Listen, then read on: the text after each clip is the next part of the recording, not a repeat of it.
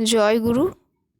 পরম প্রেমময় শ্রী শ্রী ঠাকুর অনুকূলচন্দ্রের চরণে জানাই আমার শতকোটি প্রণাম। শ্রী শ্রী বড়মার চরণে জানাই আমার শতকোটি প্রণাম। আপনাদের প্রতি প্রত্যেকে আমার আনন্দিত জয় গুরু। শ্রী শ্রী ঠাকুর বললেন, দুর্বলতার সময় সুন্দর ও সবলতার চিন্তা করো।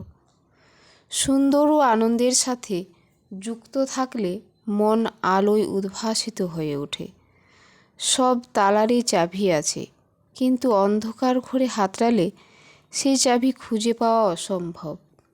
চাবি খুঁজে পেতে হলে ঘরে আলো জ্বালাতে হবে।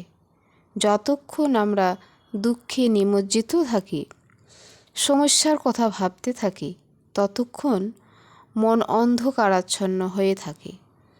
তাই সমস্যার সমাধান খুঁজে পাই না। কিন্তু সমস্যায় পড়ে হঠাৎ করে সুন্দর, আনন্দ ও সুখের চিন্তা করা সম্ভব নয়। হঠাৎ করে দুর্বলতায় পতিত হয়ে সবলতার চিন্তা মাথায় আসে না। হঠাৎ করে একদিনে জীবনকে বিস্তারিত করা যায় না। তাই প্রতিদিন প্রতিক্ষণ এই সুন্দর ও আনন্দের সাথে যুক্ত থাকার অনুশীলনে রত থাকতে হয়।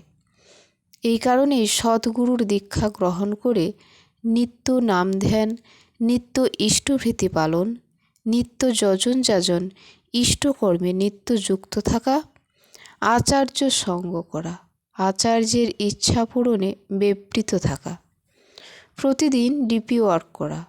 এই করতে করতে আমরা স্বতঃস্ফূর্তভাবেই আমাদের জীবনকে বিস্তৃতির দিকে প্রসারিত করতে থাকি।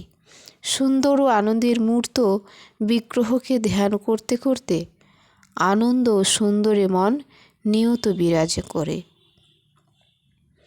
তখন কত কত সমস্যা আমাদের জীবনে আসে, আবার চলে যায়, কিন্তু সেই সমস্যা আমাদের হতাশায় নিমজ্জিত করে না, আমাদের জীবন বিধ্বস্ত হয় না।